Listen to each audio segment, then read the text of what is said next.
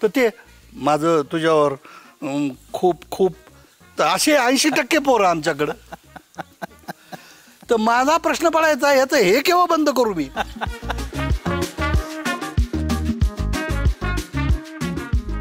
म्हणजे ऍक्टिंग शिकवणं पुढची गोष्ट. जेंडर कॉम्प्लेक्स कसं काढू याचा मी. Where logic ends faith begins. Yes. ते प्रांत जिथं संपतात तिथून आर्ट सुरू होते. आर्टमध्ये क्वालिफिकेशनला काहीच किंमत नाही. उद्या मी जर डिग्री घेऊन गेलो, नॅशनल स्कूल ऑफ ड्रामाची मला डिग्री आहे, ही मला ललित कलाची पुण्याची डिग्री आहे, ही मला मुंबई विद्यापीठाची नाटकाची डिग्री आहे, तर ती डिग्री घेऊन तुम्हाला कामं मिळत नाहीत किंवा पुढे सर्वाईव्ह होत नाही तुम्ही. तुम्हाला एलिजिबिलिटी प्रूव्ह करावी लागते. एखादा पोराला इंजिनिअरिंगला चान्स लागल्यानंतर जसे पेढे आणि नातेवाईकांना फोन जातात, तसं आमचा मुलगा नाटकात चाललाय म्हणून कोणी पेढे वाटत नाही की त्याला ललित कलाला किंवा मुंबईच्या विद्यापीठात त्याला नाट्यशास्त्राला नंबर लागला, हे घ्या पेढे, कोणीही वाटत नाही. अभी ना जाओ छोड़ कर के दिल अभी भरा नहीं. मित्रांनो नमस्कार. मित्रांनो, मराठी चित्रपटसृष्टी, क्रिकेट आणि राजकारण हे एव्हरग्रीन सब्जेक्ट आहे. आपल्यापैकी प्रत्येकाला याच्यातलं सगळं समजून घेण्याची प्रचंड आवड असते, प्रचंड इच्छाशक्ती असते. कारण आपल्याला माहीत आहे, आणि खास करून महाराष्ट्रातल्या लोकांना मराठी चित्रपटसृष्टीविषयी आपल्याला काय समजून घेता येईल ती प्रत्येक गोष्ट समजून घेण्याची त्यांची इच्छा असते. मराठी नाटकांपासून तर मराठी चित्रपटांपर्यंत, म्हणजे अगदी गाजराची पुंगीपासून तर हास्य जत्रेपर्यंत, आणि खास करून गावातलं शहाणपण आणि शहरातला स्मार्टनेस, ह्या दोन्हींचा संगम ज्यांनी स्वतःच्या आयुष्यात केला आणि तब्बल 2500 विद्यार्थ्यांच्या आयुष्यामध्ये तो त्यांनी घडवून आणला, असे मराठी चित्रपटसृष्टीतले दिग्गज. त्यांचा रोल मला स्पेसिफाय करून तुम्हाला सांगता येणार नाही, परंतु हा पूर्ण पॉडकास्ट पाहत असताना तुम्हाला तो ठरवता येईल. प्राध्यापक दिलीप घारे सर आज आपल्यासोबत आहेत गप्पा मारण्यासाठी. सर नमस्कार. नमस्कार. नमस्कार. 3 Years टॉकच्या या शोमध्ये तुमचं खूप खूप स्वागत आहे. धन्यवाद. सर, हा जो शो आहे आमचा 3 Years टॉक, ज्याला आम्ही म्हणतो यस, 3 Years मधला पहिला जो यस आहे तो आहे सेल्फ कनेक्ट. उद्देश त्याचा असा आहे की जे बाहेरचं जग लोक पाहतात त्यालाच खरं जग समजतात बरेचदा, पण ते न समजता स्वतःशी त्याला कनेक्ट होण्यासाठी आपल्या संवादाची मदत व्हावी. ओके. असं स्वतःशी कनेक्ट झाल्यानंतर आपला कनेक्ट आणि बाहेरचं जग याच्यातला इक्विलिब्रियम त्याला साधता यावा, आणि त्यातून मग स्वतःचं यश त्याला मिळवता यावं. सेल्फ सक्सेस जो आहे, अशी कन्सेप्ट आहे. मी तुमच्याविषयी जेव्हा पाहत होतो, वाचत होतो, समजून घेत होतो, तेव्हा खूप साऱ्या गोष्टी मला आढळल्या, आणि माझ्या मनात पहिला प्रश्न आला असेल की दिलीप घारे हे व्यक्तिमत्व कसं तयार झालं असेल. कसा कसा प्रवास झाला तुमचा अगदी सुरुवातीपासून? मुळात मी अंबाजोगाईचा, मूळ गाव माझं अंबाजोगाई, आणि माझ्या कलेच्या प्रवासामध्ये अंबाजोगाईचं खूप महत्त्वाचं स्थान आहे. त्याचं कारण अंबाजोगाई ही शैक्षणिक आणि सांस्कृतिक गोष्टींचं माहेरघर आहे. बरोबर. म्हणजे पुण्याच्या नंतर किंवा पुण्याच्या तुल्यबळ जर कुठलं गाव महाराष्ट्रात असेल तर दॅट इज अंबाजोगाई. अगदी. खूप महत्त्वाचे संगीतकार, खूप महत्त्वाचे कलावंत, चित्रकार अंबाजोगाईनं दिलेले आहेत. माझं स्वतःचं मत असं असतं की या हवेमध्ये ऑक्सिजन, नायट्रोजन, कार्बन डायऑक्साईड हे फक्त एवढेच गोष्टी नसतात, तर याच्या व्यतिरिक्त त्या त्या गावातलं जे शैक्षणिक किंवा सांस्कृतिक वातावरण असतं, त्या हवेमध्ये त्या त्या नटांचे संवाद, त्या त्या गायकांचे सूरसुद्धा मिसळलेले आहेत. अगदी. आणि जे तुम्ही त्या गावातनं फिरत असताना तुम्हाला ते तुमच्या शरीराला स्पर्शून जात असतात. त्या गावाचं एक कल्चर असतं जे तुम्हाला चिकटतंच, आणि जे मला अंबाजोगाईला असताना चिकटलं. मी खूप छोटा होतो. थोडंसं माझं बॅकग्राऊंड सांगतो. मी माझा फक्त 3.5-4 वर्षाचा असताना माझे वडील गेले. मी मूळ गाव माझं केंदळी. अच्छा. जालन्याच्या जवळ आहे. आणि वडील गेल्यानंतर, आणि माझी बहीण माझी 2 वर्षाची, मी 4.5 वर्षाचा, तर आईने वडील गेल्याबरोबर आम्हाला दोघांना घेतलं आणि आजोळी आणलं अंबाजोगाईला, आणि त्यानंतर मी अंबाजोगाईलाच राहिलो. कारण आईला असं वाटलं की हा पोरगा जर शिकला नाही तर याचं काहीच होणार नाही. आणि अंबाजोगाईला शिक्षण चांगलं असल्यामुळं आजोळीच मी राहिलो.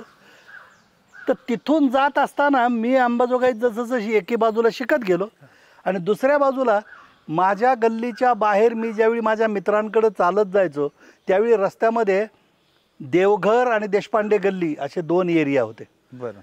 आणि तुम्ही कदाचित नाव ऐकलं असेल त्यांचं, राम मुकदम. हे सेन्सॉर बोर्डावर होते, कम्युनिस्ट पार्टीचे कार्यकर्ते. नाटकाचाही त्यांना छंद होता. तर त्या गल्लीत जाताना दररोज सकाळी मी 9ला बाहेर पडलो की तिथं सुंदर गाणे चालू असायची. बरं. हार्मोनियम त्यांचा क्लासच होता आणि बरेच जण त्यांच्याकडं तबलावादक किंवा गायक मंडळी असल्यामुळं हे सूर माझ्या कानावर पडत गेले आणि त्यांचे संस्कार माझ्यावर झाले. बरोबर. नंतर दुसरा माणूस होता बाबूराव लोमटे म्हणून. तर त्यांनी मला मेळ्यामध्ये बोलावलं. अरे तुझा आवाज बरा आहे म्हणाले, तू ये आमच्याकडं.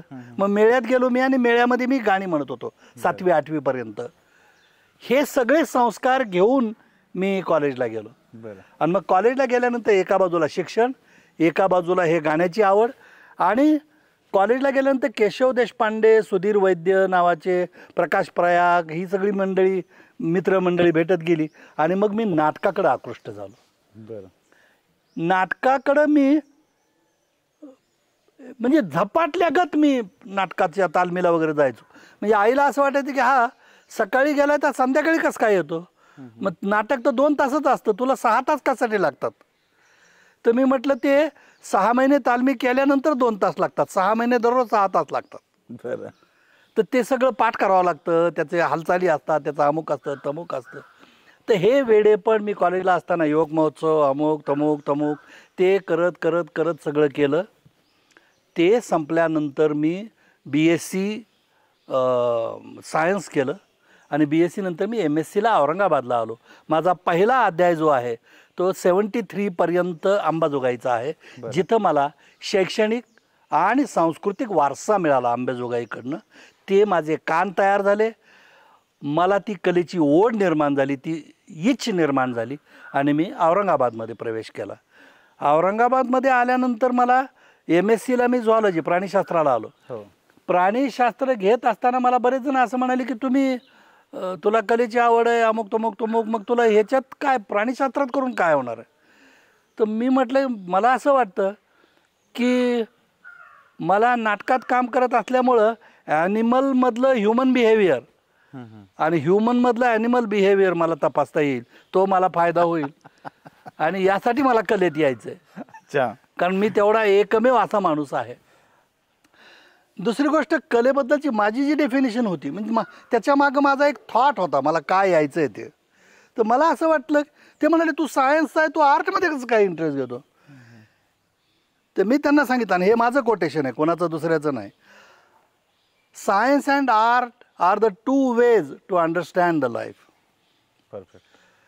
Science is the way to understand process of life. Art is the way to understand depth of life. Science flourishes life. Art nourishes life. Great. Science needs logic. Art needs faith. Where logic ends, faith begins. Yes. ते प्रांत जिथं संपतात तिथून art सुरू होते आणि म्हणून मला आर्टमध्ये यायचं.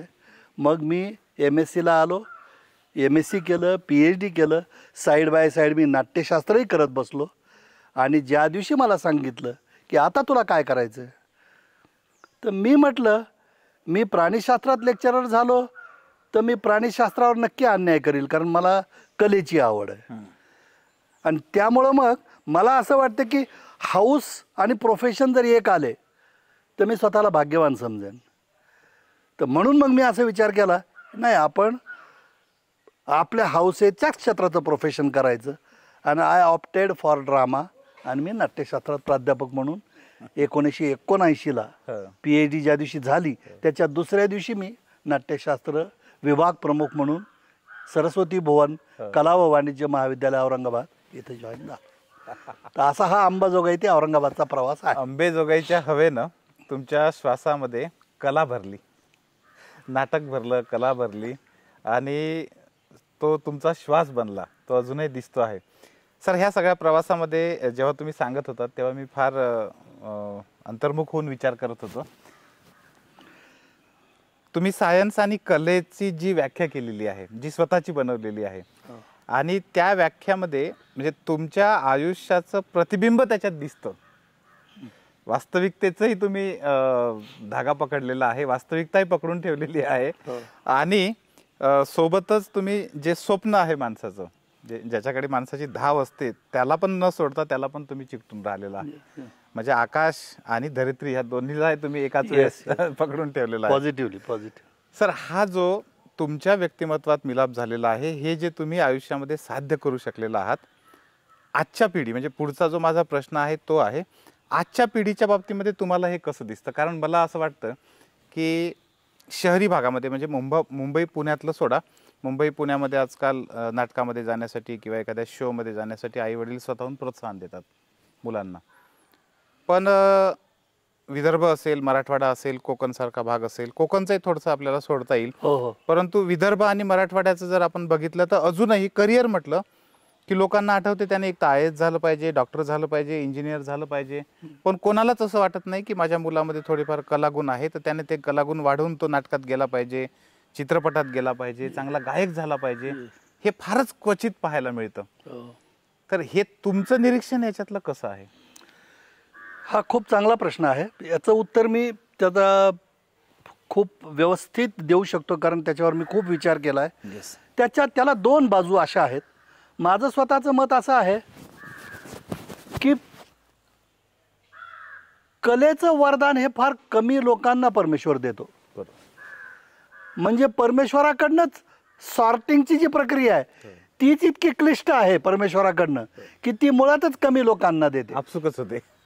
कारण आपल्याकडे गडबड काय आहे, एज्युकेशन सिस्टीम आणि आर्ट ह्या दोन्हीकडे मी ज्यावेळी बघतो, you can earn by your qualification, not because of your eligibility. बरोबर. हे एज्युकेशन सिस्टीममध्ये घडतं. आर्टमध्ये क्वालिफिकेशनला काहीच किंमत नाही. उद्या मी जर डिग्री घेऊन गेलो, नॅशनल स्कूल ऑफ ड्रामाची मला डिग्री आहे, ही मला ललित कलाची पुण्याची डिग्री आहे, ही मला मुंबई विद्यापीठाची नाटकाची डिग्री आहे, तर ती डिग्री घेऊन तुम्हाला कामं मिळत नाही किंवा पुढे सर्वाईव्ह होत नाही. तुम्हाला एलिजिबिलिटी प्रूव्ह करावी लागते. आणि एज्युकेशन सिस्टीममध्ये किंवा नोकरीच्या एरियामध्ये दुर्दैवाने एलिजिबिलिटीपेक्षा क्वालिफिकेशनला महत्त्व आहे. तर तिथं तुम्ही एकदा 10-12 वर्ष शिकलात आणि एक विशिष्ट डिग्री मिळवली की तुम्हाला एक विशिष्ट रक्कमचा पगार मिळतोच किंवा नोकरी मिळते. तसं आर्टमध्ये नाही. म्हणून आर्टमध्ये लोक इन्सिक्युअर राहतात. आई वडील ती रिस्क घेऊ इच्छित नाहीत. कारण एक तर ज्या मुलाला तुम्हाला ती परवानगी द्यायची आहे त्या मुलाच्या टॅलेंटबद्दल तुम्ही साशंक असता की याला पूर्ण वेळ या क्षेत्रात जाऊ देण्यासाठी आहे का तितका हा एलिजिबल. नंबर एक, त्या मुलालाही माहीत नसतं मी एलिजिबल आहे की नाही, की मी उद्या या महासागरात, तुम्ही गावात 4-2 नाटकात काम करणं वेगळं, तुम्ही त्या सगळ्या ॲसेट सहित तुम्ही ज्यावेळी मुंबईच्या महासागरात प्रवेश करता त्यावेळी इथे एकापेक्षा एक लोक आहेत टॅलेंटेड, त्यात तू तुझं स्थान निर्माण करू शकतोस का हे तुला तिथं कळलं पाहिजे. म्हणजे एक तर ज्याला यायचंय त्याचा स्वतःवर विश्वास पाहिजे, त्याला पाठवणारे त्याचे जे अवतीभोवतीचे आई वडील नातेवाईक आहेत त्यांना विश्वास पाहिजे की नाही हा नक्की करेल काहीतरी हा पुढे जाऊन. दुर्दैवाने ते होत नाही. आणि म्हणून हा एक एलिमेंट असा आहे, डिझर्विंग कॅन्डिडेट मुंबईला स्ट्रगल करायला यायला पाहिजेत. बऱ्याच वेळा नॉन डिझर्विंग लोक येतात आणि अपयश येतात आणि लोकांना वाटतं नाही फार बेभरोसाचं क्षेत्र आहे. पण त्यातला एक भाग असा आहे, प्रॉपर टॅलेंट जर असेल, प्रॉपर मेहनत घेण्याची तयारी असेल, वाट बघण्याची तयारी असेल तर देअर इज अ वे, आहेच. बरोबर. फक्त ती शक्यता जी असते प्रूव्ह करण्याची टॅलेंट ती इतकी कमी आहे की त्याला घाबरतात लोक. बरोबर. की समजा तुम्हाला 20व्या वर्षी तुम्ही इथं आलात आणि 10 वर्ष काही झालंच नाही, तर 30 वर्षापर्यंत तुला नोकरी नाही, तुमचं लग्न होत नाही, तुम्ही आई वडील म्हणतात आम्ही पाहुण्यारावळ्याला काय सांगायचं गावाकडं, बरोबर, की कुठे गेलाय आणि काय करतोय सध्या, तर आम्हाला याची उत्तर देणं शक्य नाही, म्हणून त्याला ते परवानगी देत नाहीत. बरोबर. मला असं वाटतं याचं उत्तर दुसरी जी बाजू आहे जी मला पॉझिटिव्ह वाटते, तुम्ही स्वतःचं ॲसेसमेंट तुम्हाला करता आलं पाहिजे की या सगळ्या पॅनोरामामध्ये मी नेमका कुठं बसतो, मी काय म्हणून तिथे गेलो तर मी प्रूव्ह करू शकतो स्वतःला. आणि मला तुम्ही 2 प्रश्न जर स्वतःला विचारले, मी इथं जर ग्रॅज्युएट झालो किंवा पोस्ट ग्रॅज्युएट झालो तर मला 30,000 रुपये महिना किंवा 40,000 रुपये जर मिळणार असतील, तर मी उद्या मुंबईला जर या फ्रीलान्स वर्ल्डमध्ये गेलो तर मी 40,000 रुपये महिना कमवू शकतो की नाही, हे स्वतःला विचार. आणि मग सेक्युअर जॉबमधले 40,000 पाहिजेत तुला की इनसेक्युअर जॉबमधले 40,000 पाहिजेत, हे तू ठरव. बरोबर. मला जर वाटलं इनसेक्युअर असलं तरी मी नाही आर्टशिवाय राहू शकत, तर मला 40च्या ऐवजी 20 जरी मिळाले तर हरकत नाही, पण मला राहायचं आहे आर्टमध्येच. हे जर तुमचं डिटर्मिनेशन असेल तर good things come out of it. येतातच चांगल्या गोष्टी.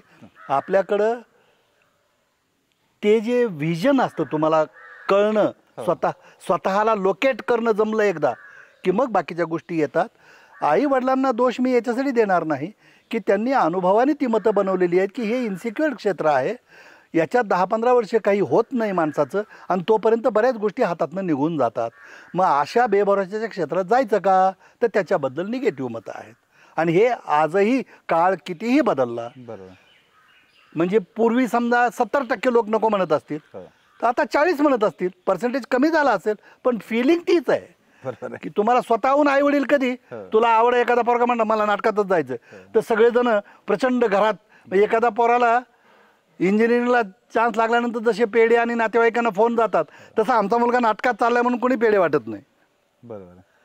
की त्याला ललित कलाला किंवा मुंबईच्या विद्यापीठात त्याला नाट्यशास्त्राला नंबर लागला, हे काय पेढे कोणीही वाटत मे बी तेवढी जाण पण नाही, माहीत पण नाही. हो, नाही माहीत नाही, ती इन्सिक्युरिटीमुळे त्याच्याबद्दल निगेटिव्हिटी आहेच.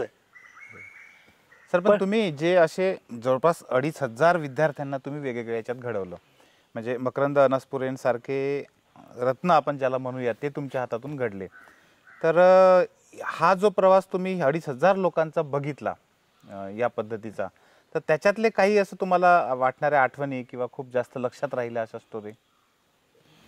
याच्यातले खूप आहेत. मला स्वतःला, आता मी तुम्हाला माझ्या टीचिंगची पद्धत सांगतो, या सगळ्या प्रवासात मला ती महत्त्वाची वाटते. मी स्वतःही गावाकडनं आल्यामुळं मला नेहमी हा प्रश्न पडायचा की मला जो स्टफ मिळणार आहे, म्हणजे उद्या मुंबई पुण्याला येणारा मुलगा नाट्यशास्त्राला आणि माझ्याकडे येणारा मुलगा, याच्यात जमीन आसमानचा फरक होता. माझ्याकडे येणारा मुलगा हा फुलंब्री, पानवडोद, अमुक बुद्रुक, तमुक आडूळ या गावातनं आलेला, ज्याला भाषा, त्याचं ज्ञान, त्याचे उच्चार, काय प्रकार याबद्दल काहीही माहिती नाही, उभं कसं राहायचं रंगमंचावर हे माहिती नाही, अशा बॅकग्राऊंडमधनं आलेली मुलं. तर मी सुरुवातीला काय करायचो, एक तर 80% पोरांमध्ये जेंडर कॉम्प्लेक्स होता. म्हणजे हे नाटक विविध रंग उधळण्याचं नाटक आहे. तुम्हाला मुलांबरोबर सीन्स करायचे, तुम्हाला मुलींबरोबर सीन करायचे. आता मी आल्यानंतर एखाद्या पोराला जर असं म्हटलं, आता एक लव सीन आहे, सिटी बस स्टॉपवर ती मुलगी तुझी वाट बघते आणि ती येते, अरे किती वेळापासून वाट बघतोय, आणि तू तिचा हात धरतोस, तर हा म्हणून मी हात नाही धरणार. अच्छा. किंवा एखादा तयार जरी झाला, हो हो, तर ते माझं तुझ्यावर खूप खूप, तर असे 80% पोरं आमच्याकडं. तर माझा प्रश्न पडायचा, याचं हे केव्हा बंद करू मी? म्हणजे ऍक्टिंग शिकवणं पुढची गोष्ट, जेंडर कॉम्प्लेक्स कसं काढू याचा मी. बरोबर आहे. मी खूप विचार केला त्याच्यावर. मग मी आयडिया काय करायचो, चला आज गाण्याच्या भेंड्या खेळूया. मग गाण्याच्या भेंड्या खेळायच्या, तू म्हण तू म्हण तू म्हण, हा म्हणा. मग मी गाण्यातनं, हा नाही असं नाही बेटा, हे गाणं हे असं गाणं आहे. मग मी गाण्यातल्या जागा, म्हणजे त्याला एक्सप्रेस करण्याचा चान्स देऊन त्याच्यात शास्त्र समजून सांगण्याचा वेळ सुरू केली. शास्त्र आधीच त्याचा अवडंबर करायचं नाही, आधी त्याला खुलू द्यायचं, त्याला ओपन अप करायचं, आणि मग तो एकदा ओपन व्हायला लागला. नाही तसं नाही, तसं नाही. काय म्हणलास तू आता? हां, आता तो ओळ काय म्हणाला, हाय वो रेशमी जुल्फ. हाय हा शब्द नाही बेटा इथं, हाय हा उद्गार आहे. तू अशी कल्पना कर की ती पावसात भिजून केस ओले आहेत तिचे, ती आलेली आहे आणि केस इथपर्यंत आहेत, बॅक पर्यंत तिचे, आणि त्याचा उद्गार आहे तो हाय वो रेशमी असं आहे ते हाय वो असं नाही आहे ते हाय हाय वो, तर ते हाय उद्गार आहे. मग हेच अच्छा असं आहे का सर, मग ते इंटरेस्ट घ्यायचे. मग हळूहळू हळू हां तू म्हण ग गाणं, आता तुम्ही दोघं डिवेट म्हणा. मग डिवेट म्हणल्यानंतर त्यांना जी स्वाभाविक फिलिंग आहे, एक मुलगी आपल्यावर गाणं म्हणते, मग पोरं हळूहळू मोकळी व्हायची. मग ते एखादं डिवेट म्हण की मग ते तिच्याकडे बघून एखादं गाणं सुरू व्हायचं. अमुक अमुक हां चल आता म्हण गाणं अभी न जाओ हां म्हण की मग तो त्या पोरांचे जितके गुंतडे आहेत ते गुंतडे मला जेवढे मोकळे करता येतील त्याला मोकळं करता येईल. मला जे नाट्यशास्त्र शिकवायचं आहे ते शिकवण्यापेक्षा त्याला जे काही येत आहे त्यात नाट्यशास्त्र कुठे आहे, इकडं प्रवास सुरू केला मी. रिव्हर्स एक्झॅक्ट म्हणलं रिव्हर्स प्रोसेस करूया आपण. हां मग त्याला मग आता हे गाण्याचं जर सांगितलं तुम्हाला एक्सरसाइज, चला अजून एक गाणं घ्या, मराठी गाणं म्हणलं एक. तुला येतं कुठलं मराठी, तुला येतं का? तुला हो ठीक आहे म्हण. प्रिया आज माझी नसे साथ, नाही म्हटलं हे सांगीतिक चाल करेक्ट आहे. तू अशी कल्पना कर, हे गाणं डिव्हाइड कर. तू गाणं म्हटल्यानंतर तुझ्या लक्षात येत नाही की यात काय काय म्हणायचंय लेखकाला. प्रिया आज माझी हा एक सेगमेंट आहे, नसे साथ द्याया हा एक सेगमेंट आहे, आणि नको शुक्र तारे नको चांदण्या हा थर्ड सेगमेंट आहे. आता या प्रत्येक सेगमेंटमध्ये काय म्हणायचंय ते आपण हेतू ठरवला पाहिजे. तर मला असं वाटतं, म्हणलं तुम्हाला कसं वाटतं, तुमचं मत वेगळं असेल तर सांगा. प्रिया आज माझी मध्ये प्रियाची अनाटॉमी आणि फिजिओलॉजी बाहेर आली पाहिजे. प्रिया कशी आहे, कारण इथं वर्णन काहीच नाही, पण प्रिया या शब्दाच्या उच्चारामध्ये प्रियाचं सौंदर्य आलं पाहिजे. अशी प्रिया नसे साथ द्याया, तो विषाद ते दुःख त्या दुसऱ्या ह्याच्यात आहे. आणि जर माझी अशी प्रिया नसेल तर मग नको मला ते शुक्र तारे नको चांदण्या मला, असा तो डिव्हाइड जर केला तर मला असं वाटतं की ह्याच्यातले शेड्स अशा असतील. प्रिया आज माझी नसे साथ द्याया, नको शुक्र तारे नको चांदण्या प्रिया. आता हे जो स्वर आहे प्रिया, याच्यात प्रिया 48, 50, 52 किलोची वाटते. प्रिया तर प्रिया 65ची होते. हे उच्चारातून होते. आणि ही सायकोलॉजी, त्याच्यातलं गणित असतं, हे मानसशास्त्र आहे त्यातलं. नसेमध्ये जो विषाद आहे, आता हे जर नसे नसे नसे साथ द्या, मग तुम्हाला कोणीतरी नसली तर नसली प्रिया, हे पाहिजे का तुला, ते पाहिजे का, नको शुक्र तारे. आता दोनदा नको आहे म्हणून दोन्ही नको एका पद्धतीने नाहीत येणार. नको शुक्र तारे नको चांदण्या, दुसरं जास्त इंटेन्सिफाईड आहे. मग हे शेड्स आहेत की नाही त्यात, मग हे जर बाहेर आलं नाही तर गाणं कसं बाहेर येईल. म्हणून तुम्हाला गाणं म्हणा, संवाद म्हणा. मी जर एखादा तुला असा संवाद सांगितला, आता तू गेलीस त्याच क्षणी सारा जिव्हाळा संपला होता, तू उगाच परत आली, आता तो डिस्टर्ब झालेला आहे. म्हण बरं, तू गेलीस त्याच क्षणी आता असा जर आवाज लावलास तो दुखावलेला आहे, मग स्वर कसा लागेल. तू गेलीस त्याच क्षणी सारा जिव्हाळा संपला होता, तू उगाच परत आलीस. निश्चिती होती तरी मी सारखा बजावत होतो, तू परत येऊ नयेस आणि माझ्या तोंडून जा असं ऐकू नयेस. तुझा तसा जय आणि माझा असा पराजय मला अधिक प्रिय होता, पण तू आलीस आणि माझ्या पराजयाचा पराजय केला. हे जे स्वर आहेत आणि माझ्या पराजयाचा काय आहे बेटा, हे काय येतं बाहेर, आहे की नाही. मन मन मन बरं आता म्हण. मग तो करायला लागला. मग हां चला आज आता इम्प्रोव्हायझेशन करू आपण. हां तुम्ही आता हे करता कांदा फोडणी खेळतो ना आपण, ते असं कबूतर खार खपदा अमुक तमुक एकमेकांच्या हाताला टाळ्या द्या, त्यातनं स्पर्श वाढवत नेला मी. जेंडर कॉम्प्लेक्स काढण्यासाठी मी मुलामुलींना एकत्र गेम्स सुरू केले, त्याच्यात इम्प्रोव्हायझेशन सुरू केले.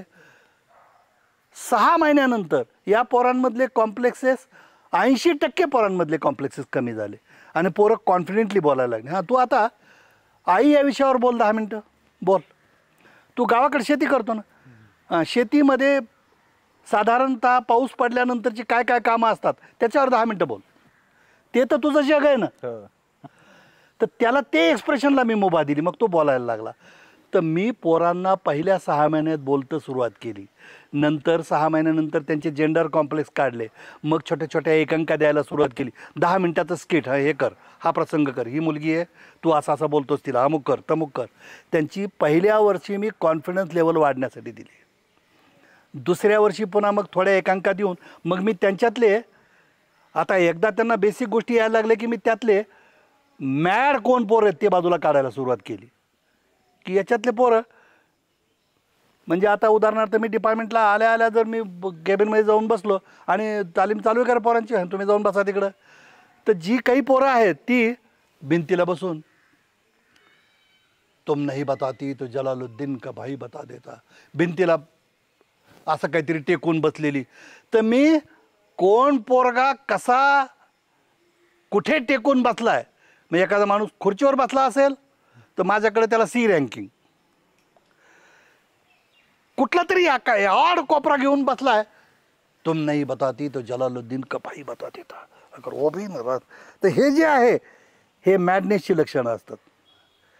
आणि आर्टमध्ये मॅडनेस ही टॉपची क्वालिटी असते.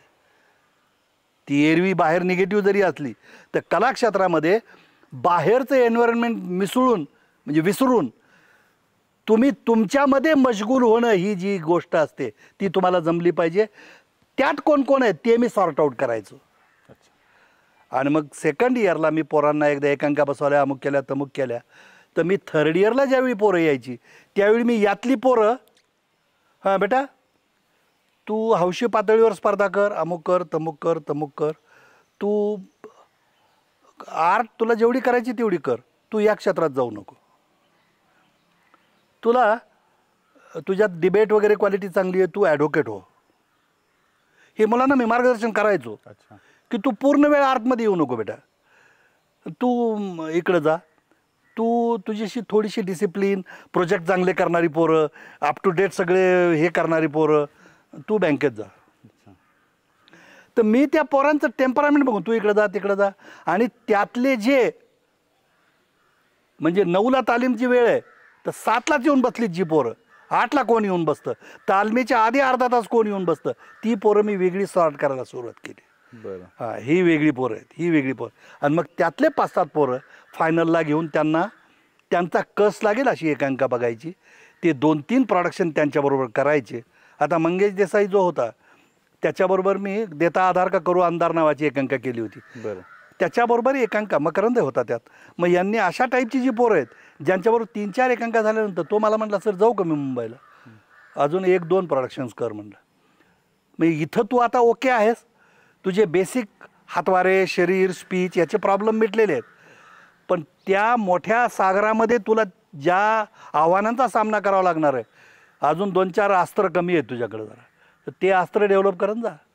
तर मग मी थांबवायचो त्या पोरांना, त्यांना म्हणायचो की तुझी डिग्री जरी झाली तर नंतर PG करताना किंवा दुसरीकडे जिकडे असतील तिकडे 1-2 वर्ष स्पर्धा करा आणि थोडा कॉन्फिडन्स लेवल वाढल्यानंतर जा. या इंडस्ट्रीमध्ये आपल्याकडे हिरो हिरोईन जी कॉन्सेप्ट आहे, 5.25 फूट वगैरे उंची असावी, गोरा रंग असावा, बऱ्यापैकी तब्येत असावी, मुलगी 5-5.25 साडेपाच फूट उंच असावी, लांब केस असावे, थोडी सुंदर अमुक तमुक, त्या पोरींनीच हिरोईन बनायला जावं. आणि आपल्याकडं मराठवाडा विदर्भामध्ये नॉर्मली थोडंसं सावळं कॉम्प्लेक्शन आहे. आपल्याकडं 100 मुलं जर तुम्ही लाईनमध्ये उभी केली तर हिरो हिरोईन मटेरियल हार्डली 3 किंवा 4 सापडतात. बरोबर. आणि दुर्दैवाने या इंडस्ट्रीमध्ये जे नॉर्म्स आहेत हिरो हिरोईन घेण्याचे, त्यात तुम्ही बसत नाहीत म्हणजे अर्धे तुम्ही कट झालात. आता तुमचं टॅलेंट एकच अस्त्र आहे, तर तुमच्या सावळ्या रंगासहित आणि तुमचं जे फिजिक आहे त्यात माझी स्ट्रॉंग पॉईंट कुठले आहेत ते निवडा.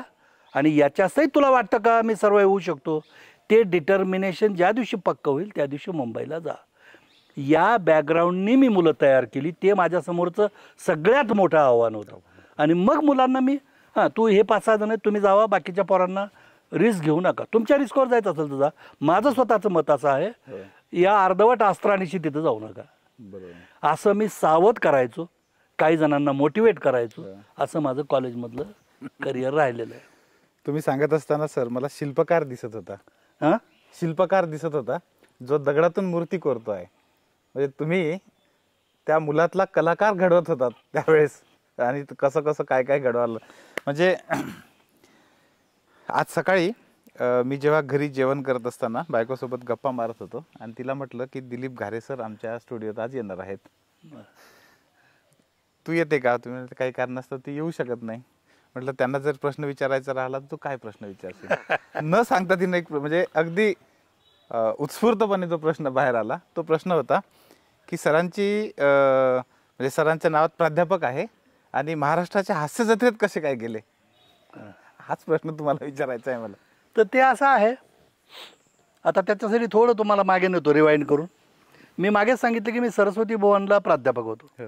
मी सरस्वती भुवन कला वाणिज्य महाविद्यालयामध्ये प्राध्यापक असताना मी 2-3दा पळून गेलो. अच्छा. कोल्हापूरला जायचो, 1-2 जणांना भेटायचो, मला अमुक करायचं का. मी जे वेडी नट होण्यासाठी धडपडणारी पोर असतात त्यातला मी होतो. तर मी जायचो पळून, अमुक केलं तमुक केलं, पुन्हा परत आलो. नंतर नोकरी करताना गाजराज पुंगी सापडलं. गाजराज पुंगीची वेळी मला महेश कोठारेने बोलावलं होतं. अच्छा. सर मी थरथराट पिक्चर करतोय, त्यात तुम्हाला रोल आहे. कॉलेजला विचारलं, कॉलेज म्हणाले आम्ही तुम्हाला लीन देणार नाही, कारण तुम्ही गेल्यानंतर कोण सांभाळणार म्हणे. तर लीन मी त्यांना म्हटलं 2 वर्ष मला करून बघू द्या काहीतरी. मला वाटलं की समाधानकारक नाही रिझल्ट आले तर येतो मी परत. नाही म्हणाले लीन देता येत नाही. तिसरी गोष्ट, मी एकदा ना गाजराची पुंगीचे प्रयोग ज्यावेळी सुरू झाले आणि मी ठरवलं की नाही जायचं आता मुंबईला, नाही फार थांबण्यात अर्थ नाही काही. माझी आई आजारी पडली. अच्छा. आणि आईला I was the only son. ती म्हणाली तू जर आता गेला तर बहिणीचं लग्न आणि बाकीच्या सगळ्या जबाबदाऱ्या कोण आहे बेटा बघायला. आणि आपण इंटेरियरची लोक जी आहेत आमच्याकडची ती फॅमिली रूटशी जरा जास्त कनेक्टेड असतात. बरोबर. म्हणजे मला माझी प्रगती करायची आहे, मी काही तर अडकून पडू का तुमच्यासाठी, असा रुथलेस विचार आपण नाही करू शकत. तर मी थोडा विचार केला आणि म्हटलं नाही यार, माझ्यात हे नाही आहे माझ्या नशिबात, आपण असं करूया आता. कदाचित देवाचा असा कौल असेल की पहिली इनिंग कुटुंबाला दे आणि तुझ्या नशिबात सेकंड इनिंग आहे. तर मी तो कौल मान्य केला, म्हटलं सेकंड इनिंग खेळेंगे. आणि मग मी पहिल्या इनिंगमध्ये डॉर्मंट राहिलो, शांत राहिलो. मग तिथं बसून मी नाटकात वर्षभर मी करायचो, आनंद घ्यायचो. मग मकरंदनी वगैरे 2-3दा बोलावलं मला. गल्लीत गोंधळ मी नोकरीत असताना केलेला आहे. अच्छा. गल्लीत गोंधळ दिल्लीत मुजरा, बरं, त्याच्यामध्ये मी काम केलं. अजून 1-2 कामं केली. पण ती पोरं बोलून घ्यायची, प्रेमामुळे जायचो मी. पण ते मी हाऊस म्हणूनच्या हाऊसच्या लेवलवर होतं. ज्या दिवशी 2011ला मी रिटायर झालो आणि माझ्या आतून इंट्युशन असं होतं मला, ज्या दिवशी मी ठरवलं होतं की आता मला जायचं नाही, मी सेकंड इनिंग नंतर खेळणार. पण आतून एक स्ट्रॉंग बिलीफ असा होता की माझी सेकंड इनिंग येणार, 101% येणार. आई वॉज फुल्ली कन्विंस कि मैं ज्या अर्थी मैंने इतना जब्त करके रखा है तो कुछ ना कुछ योजना असेल ना त्या परमेश्वराची की माझं हे एवढं माझ्यात निर्माण झालेलं वाया कसं जाऊ देईल तो, असं मला इंट्युशन व्हायचं. आणि बाय चान्स 2011ला ज्या दिवशी मी रिटायर झालो त्याच दिवशी मला मालिका मिळाली. म्हणजे त्या दिवशी मला विनोद लवेकरांचा फोन आला, सर नगरला एक नवीन मालिका होते आणि तुम्ही करा ती. अरे मी म्हटलं ती मी एक नाटक ॲक्सेप्ट केलं म्हणलं. आता मी त्याच वेळी स्टॅच्यू ऑफ लिबर्टी नावाचं नाटक ॲक्सेप्ट केलं आणि त्याचे प्रोफेशनल अरविंद जगतापनी लिहिलेलं, त्याचे प्रयोग चालू होते. मी म्हटलं अरे मी नाटक केलं, मी 2-2 नाही करू शकणार, धावपळ होणार नाही. बरं त्यांच्या तारखा क्लॅश झाल्या तर तुम्ही तारखांची काळजी करू नका, आम्ही निर्मात्यांशी बोलतो, आमच्या शूटिंगच्या तारखा त्यांच्या कोणत्या कोणत्या प्रयोगात तारखा आहेत ती ठरवून घेतो, ते सोडून तुम्हाला शूटिंगला बोलवीन मी. बरं, तू तसं जरी केलंस तर मला आज जर माझा प्रयोग आता आज रात्री असेल आणि तू जर म्हणलास उद्या सकाळी नगरला या, तर I am not that much professional. मी एका दिवसाच्या गॅपमध्ये धावपळ होणार नाही रे, नको मला अडकू. सर म्हणाला तुम्ही जर याच्यात काम केलं नाही तर मी ड्रॉप करतो हे प्रोजेक्ट. अच्छा. अरे नाही नाही म्हटलं, माझ्यामुळे काय? नाही नाही म्हटलं सर, हे तुम्हीच करणार, हा रोल तुम्हीच करावा, याच्यासाठी आम्ही चॅनलला सांगितलेलं आहे की आम्ही घारे सरांनाच घेणार म्हणून. ठीक आहे म्हटलं. मी ते ॲक्सेप्ट केलं आणि मी नाटक आणि सिरियल ॲट ए टाईम केली मी 11, 12, 13, 14पर्यंत. नंतर मग ते 19, 20ला मला हे मन बावरे मिळाली पॅन्डेमिकच्या आधी. अच्छा. मग हे मन बावरे केली मी, वंदना गुप्ते, शशांक होता त्यात, मग होणार सून मी या घरची मधला, त्या टीमबरोबर मी नैना आपटे ती केली. त्याच्यानंतर पोस्ट ऑफिस उघडे केली. तर हे सगळे प्रकार चालू असताना मला वन फाईन मॉर्निंग सचिन गोस्वामीचा फोन आला, हास्य जत्रेचे. ते म्हणाले, सर एक रिक्वेस्ट अशी आहे की हास्य जत्रेचे चॅनलचं असं म्हणणं आहे की आता सध्या आमच्याकडे जे नट आहेत ते सगळे 40च्या आतले आहेत आणि यांच्याकडे विनोदामध्ये भाऊजी किंवा अमुक किंवा तमुक किंवा पोलीस, तर याच्यात एज फॅक्टरमध्ये ज्येष्ठ नागरिकाशी संबंधित कुठले एपिसोडच नाही आहेत. तर त्यांना म्हणते की तो फ्लेवर आम्हाला पाहिजे म्हणे. तर मी म्हटलं की घारे सरांना मी विचारतो, घारे सर जर येणार असतील तर मग आपण घेऊया. म्हणून सचिन गोस्वामीचा फोन आला की हा एक वेगळा जॉनर आम्हाला हास्य जत्रेत इन्व्हॉल्व करायचा आहे आणि तुम्ही आणि वनितांनी ते करावं अशी आमची इच्छा आहे. अच्छा. अशी त्याची सुरुवात झाली. सचिनचा मला फोन आला आणि मला हास्य जत्रा आवडतच होतं. मी म्हटलं येतो आणि गेलो मी युनिटला जॉईन झालो. ते सर, प्राध्यापक म्हणून एवढ्या हजारो विद्यार्थ्यांना घडवत असताना तुम्ही स्वतःला कलाकार म्हणून पण घडवलं. आता तुम्ही नाव सांगितले, सगळ्या अनेक ठिकाणी तुम्ही काम केलं. खऱ्या अर्थानं कलाकाराचं समाधान तुम्हाला कोणत्या नाटकामध्ये किंवा कोणत्या मालिकेमध्ये मिळालं? आता हे खरं म्हणजे हा खूपच अवघड प्रश्न आहे. माझं स्वतःचं मत असं आहे की मला अजून नाही समाधान मिळालं. ते मी शोधात आहे ते अजून. त्यातले त्यात मला गाजराची पुंगीनं प्रचंड आनंद दिला. पण ते शोधत असताना माझा कस लागलाय, मला काही गोष्टी माझ्या हातातून निसटत आहेत आणि मी प्रयत्न करतोय त्या पकडण्याचे, असे रोल अजून मला मिळाले नाहीत. मला हास्य जत्रेचं आवडतो मला, पण that is not my dream project. मला असं वाटतं की माझ्यात अजून खूप शिल्लक आहे, मला अजून सापडायचं राहिलं आहे. मला ती माणूस जर तसा मिळाला, कारण मी विनोदाने असं म्हणायचो. मी सेकंड इनिंग ज्यावेळी सुरू केली त्यावेळी सर म्हणाले, झालं ना सर म्हणे तुमचं, आता कशाला तुम्ही काय एवढं तुम्हाला नाव मिळालं, एवढे तुमचे शिष्य तयार झालेत. म्हटलं नाही, माझी सेकंड इनिंग राहिलेली आहे. आणि सेकंड इनिंगच्या बाबतीत अमिताभ बच्चन आणि मी, आम्हाला दोघांनाच एक रहस्य कळालं आहे. ते म्हणाले काय? अमिताभ बच्चननी त्याची सेकंड इनिंग जी आहे त्यात एकाही 40-45 वर्षाच्या दिग्दर्शकाबरोबर काम केलं नाही. सगळे 40च्या आतले दिग्दर्शक आहेत. आणि मी माझी सेकंड इनिंग, माझे सगळे दिग्दर्शक हे 40च्या आतले. कारण मी ज्येष्ठ माणसांबरोबर मी म्हटलं आता मी जिथं थांबलोय त्याच्या पुढचं इमॅजिनेशन ज्या लोकांकडे त्यांच्याबरोबरच काम करायचं. मी जिथं थांबलोय ते, आणि ते मी शॉर्टली सुद्धा करून ठेवलीत नावं की मला जर संधी मिळाली तर मला कोणाकोणाबरोबर काम करायचं. मी ओपनली मुलाखतीत सांगितलंय मला परेश मोकाशी बरोबर काम करायचं. माझा फार आवडता दिग्दर्शक आहे तो. अच्छा. प्रचंड मोठा आहे आणि मला त्याच्याबरोबर काम कर, माझं बॅकलॉग राहिलं आहे माझं. हिंदीमध्ये म्हणाल तर मला राजकुमार हिराणी बरोबर काम करावं वाटतं. की आपण जिथं थांबलोय त्याच्या वेगळ्या आयडिया आहेत या लोकांकडे काहीतरी, की मी जिथं सर्च करतो की अरे हे करायचं आहे मला. आणि नट म्हणून विक्रम गोखलेनी कलेमध्ये जे पकडले, मी एक नाटकात एक नेहमी माझं आवडतं वाक्य आहे, ज्यांना अभिनयात नाटकातलं संगीत आणि संगीतातलं नाट्य पकडता येतं ती मोठी नट असतात. बरोबर. नाटकातलं संगीत आणि संगीतातलं नाट्य ज्यांना कळतं, आणि असे फार कमी नट आहेत, त्यात विक्रम गोखले. तर त्यांना जे कळतं ती तरलता मला माझ्या अभिनयात, ते माझं स्वप्न आहे आणि त्याच्या शोधात आहे मी अजून. तुम्ही जे प्रश्न विचारला बस हो गया असं नाही झालेलं अजून. आवडीचे खूप आहेत सर. पण तुमचा गाजराच्या पुंगीचा मुंबईतला जो प्रयोग होता त्याला तुम्ही ज्यांना आदर्श मानत होते त्यांनी एकदा त्यांचा नियोजित कार्यक्रम थांबवून म्हणजे रद्द करून तो केला होता. ती गोष्ट कशी होती? ही आयुष्यात मी विसरू शकतो. आणि ते त्यातले त्यात तुम्ही म्हणता ना, माझे आदर्श असलेल्या माणसांनी बोलणं, आणि मी ज्याला मानतो म्हणजे प्रचंड मोठा नट आहे यशवंत दत्त माझ्या हिशोबात, त्या माणसाने माझ्यासाठी, आणि कुठलेही स्वार्थ नाहीत, आधीची ओळख नाही, काही गिव्ह अँड टेक रिलेशन्स नाहीत. आणि हा माणूस फक्त त्यांनी जी काही झलक टी व्हीवर बघितली होती, सर मला तुमच्यासाठी आज थांबायचं आहे आणि मला बघायचं आहे तुमचा प्रयोग, हे ते ज्या तळमळीनं तो बोलला ते मी कधीच विसरू शकत नाही. नेवर. मुंबईला झाला होता तो प्रयोग, मुंबईला शिवाजी मंदिरला नियोजित कार्यक्रम थांबवून सरांनी तो पूर्ण केला. बिलकुल बिलकुल. सर तुम्ही जे म्हणजे संपूर्ण कारकीर्द बघितली मी, कलाकार आणि एक मला असं वाटतं की खूप मोठा गायक पण तुमच्यामध्ये आहे.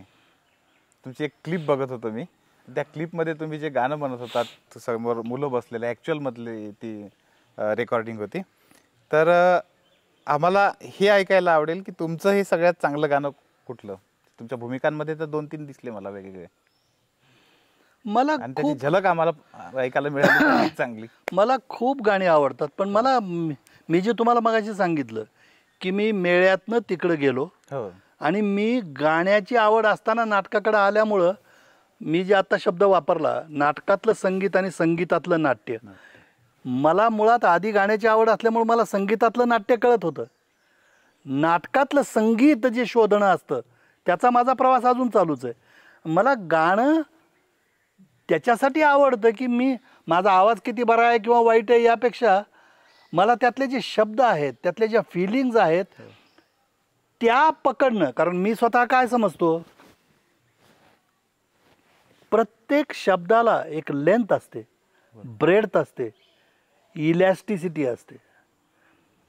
तो शब्द मी उच्चारत असताना त्याची सगळी लेंथ, ब्रेड्थ आणि इलॅस्टिसिटी जर एक्सप्लॉइट झाली नाही तर अर्थ बाहेर येत नाही. आणि जर आवश्यकतेपेक्षा जास्त ताणलं गेलं तर ते डिस्टॉर्ट होतं. त्यामुळे तो इतका नाजूक मामला असतो, ती करेक्ट शेड पकडता येणं. आणि या वेडातनं मी गाणं शिकायला लागलो. मी जे आता तुम्हाला सांगितलं की पोरांना गाणी म्हणायला, आणि माझं सुदैव काय आहे, नाट्यशास्त्र विभाग आमचा 4थ्या मजल्यावर होता SBला, आणि पलीकडच्या बाजूला आमचं डिपार्टमेंट आणि आमच्या समोर म्युझिकचं डिपार्टमेंट. अच्छा. आणि माझा पिरियड संपल्यानंतर माझ्या कलिगचा पिरियड सुरू झाला की मी म्युझिक डिपार्टमेंटला जाऊन बसायचो. बरं. आणि मग तिथं मी हे ऐकायचो. तर तिथं मुलं ऐकत असताना, गाणी वगैरे म्हणत असताना मला नेहमी वाटायचं, अरे हे म्युझिक करिअर करतायत ही पोरं, यांना शेड्स का कळत नाहीत यांना गाण्यातल्या, तो फील का कळत नाही यांना. पण त्याच्यावर या चिंतनातून मी गाण्याकडे आकृष्ट झालो. मी स्वतःला, नाही तर मी गायनात गेलो असतो ना. बरोबर आहे. की मला वाटलं की नाही, मी गाण्याची आवड माझी इथपर्यंतच ठेवीन की मला गाण्याच्या थ्रू नाटकातलं संगीत कळलं पाहिजे, म्हणून मी इकडं आलो. कारण मी गाण्याकडं खूप बारकाईनं बघतो. आता उदाहरणार्थ तुम्हाला माझं आवडतं गाणं एक्सप्रेशन वाईज खूप गाणी आहेत. आता माझं आवडतं गाणं जे मला एक्सप्रेशनसाठी आवडणारं गाणं जे आहे, अभी न जाओ छोडकर, हे गाणं आहे. हे माझं खूप आवडतं गाणं याच्यासाठी आहे की त्यातले जे एक्सप्रेशन्स आहे. आता मी काय म्हणतो, मी मुलाला, आता हे गाणं म्युझिकला पोरं म्हणायची, मी म्हटलं म्हण बरं गाणं, मग त्याने म्हटलं ओके. काय समजून गाणं म्हटलंस तू हे, कोणाला म्हणतो ह्या गाणं, त्याची मैत्रीण प्रेयसी, ओके. कुठे बसले असतील दोघं, तो मोमेंट संध्याकाळ असेल की सकाळ असेल, थंड हवा सुटलेली असेल, नदीचं झुळझुळतं पाणी असेल का रिमझिम पाऊस पडत असेल, तू व्हिज्युअलाइज काय करतो. तुला हे गाणं दिलं, तू व्हिज्युअलाइज काय करतो सांग ना. आणि शब्दांची जी निवड आहे या गाण्यामध्ये, अभी न जाओ छोडकर ही ओळ बघितल्यानंतर हे गाणं सुरू करायच्या आधी किती तास बसले असतील ते गप्पा मारत, याचा काय अंदाज आहे की नाही. आणि ते तुला जोपर्यंत कळत नाही तोपर्यंत तुला अभिचा उच्चार कळत नाही. तर ते छोट्या छोट्या गोष्टी एकमेकांशी अलाइड असतात. म्हणजे मी मगाशी जसं ते याचं सांगितलं, हाय ओ रेशमी, ते जसं आहे तसं याचा उच्चार तुला करेक्ट जर शब्द कळाला नाही तर त्याचा उच्चार जमणार नाही तुला. मग तू कल्पना कर की साधारणतः 4-5 तास गप्पा मारल्यात, संध्याकाळ झाली आणि ती म्हणते आता मला जायचंय. आणि मला जायचं म्हणल्यानंतर त्याच्या हातात हात आहे, बोट धरलेलं आहे त्यांनी, आणि आता हे बोट ती जायचं म्हणते आणि तो जाऊ नको म्हणतोय आणि ती हात सोडून घेते. तर इथून इतका हात सुटेपर्यंत अभिचं लेंथ आहे अभिच्या शब्दाची. अभी न जाओ छोड़कर, इथंच सुटेल हात. अभी न जाओ छोड़कर के दिल अभी भरा नहीं.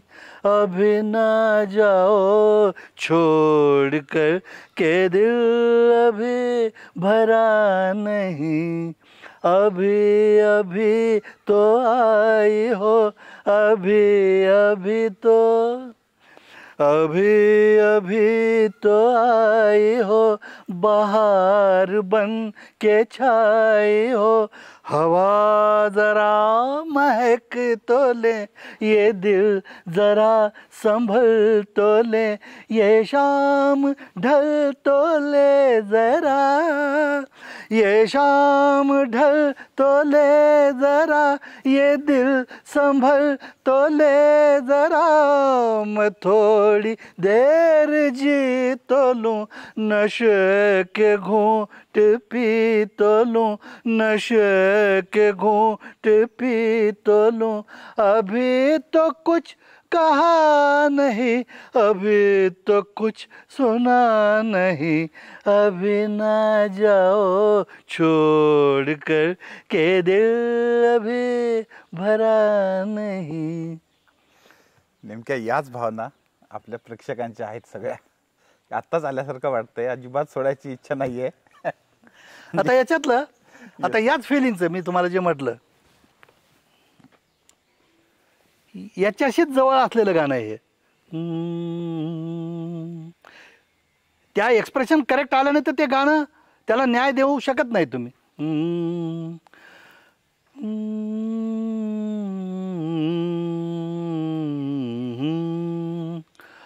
आज जाने की जिद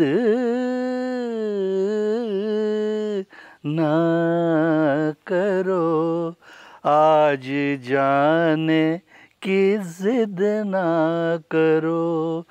यूं ही पहलू में बैठे रहो, यूं ही पहलू में बैठे रहो. आज जाने की जिद ना करो. हाय मर जाएंगे हम तो लुट जाएंगे, ऐसी बातें किया ना करो. आज जाने की जिद ना. खूप सुंदर आणि खूप मन भरून टाकणाऱ्या गप्पा ज्याला म्हणता येईल अशा सुंदर गप्पा झाल्यात सर. अगदी शेवटचा प्रश्न, म्हणजे इतका वेळ असं वाटतंय की हा वेळ संपायलाच नाही पाहिजे असं वाटतंय, पण काळ वेळ आणि या सगळ्यांच्या मर्यादा आपल्याला आहेत. अगदी शेवटचा प्रश्न, आमचे हे सगळे प्रेक्षक म्हणजे कलाकार म्हणून, प्राध्यापक म्हणून तुम्ही इतक्या रसिकतेनं तुमचं आयुष्य जगत आहात. हजारो विद्यार्थी तुम्ही कलाकार म्हणून घडवले आहेत, हजारो माणसांचं तुम्ही अनुभव घेतला आणि एका कलाकाराच्या नजरेतून तुम्ही जग बघितलं आहे. प्रेक्षकांना शेवटचा तुमचा संदेश काय द्याल? हा माझा फार आवडता विषय. तुम्ही फार खूपच छान प्रश्न विचारला. तुम्ही विचारला नसता तर माझा विसरून गेला असता हा कदाचित. काय आहे, मी स्वतः तर त्या पद्धतीने आयुष्य जगलोच, पण मला सगळ्यांना हे असं सांगावं वाटतं, माणसानं परगेट व्हायला शिकलं पाहिजे. माणसाच्या सगळ्या गोष्टींचा निचरा झाला पाहिजे. आणि गडबड अशी आहे, ज्या पद्धतीचं स्ट्रेसफुल आयुष्य आपण जगतोय आणि आताच्या काळामध्ये ज्या पद्धतीची आव्हानं समोर आहेत, त्या आव्हानांना जर तुम्हाला तोंड द्यायचं असेल तर दोनच ऑप्शन आहेत, एक योगा आणि दुसरा आर्ट. ह्या दोन गोष्टीच या गोष्टींना डायरेक्ट फेस करू शकतात. त्याचं कारण येणाऱ्या काळामध्ये ही आव्हानं पेलण्यासाठी तुम्हाला एखाद्या कलेची जर आवड असेल, तुम्ही एखादं इन्स्ट्रुमेंट प्ले करत असाल, तुम्हाला व्होकलचा नाद असेल, तुम्ही स्वतःशी तादात्म्य पावणं, तल्लीन होणं, तुम्ही स्वतःला भेटायला जाणं, स्वतःशी तुम्हाला गप्पा मारणं, संवाद साधणं, हे फक्त आर्ट करते, इतरत्र होत नाही. म्हणून आनंद, सुख या गोष्टी कदाचित पैशाने मिळत असतील, समाधान कधीच पैशाने मिळत नाही. समाधान तुम्ही जिथं आहात तिथं तुम्ही फक्त एकटे आहात आणि एकट्याशी संवाद साधताय, ही फेज तुम्हाला आणता आली पाहिजे. आणि ती आणण्यासाठी या जगातल्या या सगळ्या गोष्टी करून गेल्यानंतर तुम्ही ज्यावेळी एकटे असता, एकांतात तुम्हाला जर संगीताची, गाण्याची, कलेची तुम्हाला साथ असेल, त्यात तुम्ही रमत असाल, तर या स्ट्रेसला प्रभावीपणे तुम्ही उत्तर देऊ शकता. आणि 22व्या 23व्या शतकामध्ये हे जे ताण वाढत जाणार आहेत, त्यात मॅक्सिमम समाधानी आणि ताणमुक्त लोक कोण असतील, तर ते फक्त कला या प्रांतातलेच लोक असतील, हे मी निसंदिग्धपणे सांगू शकतो. आणि म्हणून तुम्ही कलेमध्ये किती मोठे कलावंत व्हाल यापेक्षा निचरा, परगेशन आणि हे सगळे ताण दूर करण्यासाठी, थकवा दूर करण्यासाठी कलेत रमता आलं पाहिजे तुम्हाला. हे सगळ्यात मोठी थेरपी आहे आणि जी तुम्हाला आयुष्यातला परमोच्च आनंद मिळवून देईल, यावर माझा 101% विश्वास आहे. त्यामुळे त्यात आनंदी व्हा, त्यात रममाण व्हा, संगीत ऐका, स्वतः त्यात रमा, तुम्हाला जे काही स्वतः येत असेल ते. तर मला असं वाटतं की हेच उत्तर आहे त्याचं, कलेमध्ये रमणे. आणि हा एकमेव मूलमंत्र आहे जो मी सगळ्यांना देऊ इच्छितो. तो खुश रहो, मुस्कुराते रहो. सर, मित्रांनो, हा पॉडकास्ट ऐकत असताना, पाहत असताना तुम्हाला अनुभवलं असेल, म्हणजे अगदी मी जसं सुरुवातीला म्हणालो होतो की पृथ्वी आणि आकाश या दोन्हींच्या मध्ये माणूस आहे आणि ह्या दोन्हींना स्पर्श करण्याची ताकद कलाकारामध्ये आहे. प्रत्येक माणसामध्ये एक कलाकार आहे आणि ज्यांनी हजारो कलाकार घडवलेले आहेत आणि कलाकाराच्या नजरेनं संपूर्ण जग बघितलेलं आहे, असे प्राध्यापक दिलीप घारे सर आज आपल्यासोबत गप्पा करण्यासाठी आलेले आहेत. आपल्या जीवनातले अनेक आणि जाता जाता जो शेवटचा मूलमंत्र सरांनी दिला आहे की आयुष्यातल्या ताणतणावांना जर सामोरं जायचं असेल तर आपल्यातला कलाकार जिवंत करा. त्या कलाकाराला लोकांच्या दाद असण्याची गरज नाही आहे. आपल्या मनातून ती दाद जर आपल्याला त्याला देता आली तर आयुष्यातला मोठ्यातला मोठा ताणतणाव तुम्ही सहज घेऊ शकता. हे मोठं टेकआउट आजच्या आपल्या पॉडकास्टचं आहे असं मला वाटतं. सर, खूप खूप मनापासून आभार. खूप धन्यवाद. थँक्यू. मलाही खूप आनंद वाटला. एक तर हा कॅम्पस खूप छान आहे आणि तुमच्याशी बोलून खूप छान वाटलं. खूप धन्यवाद सगळ्यांचे. धन्यवाद.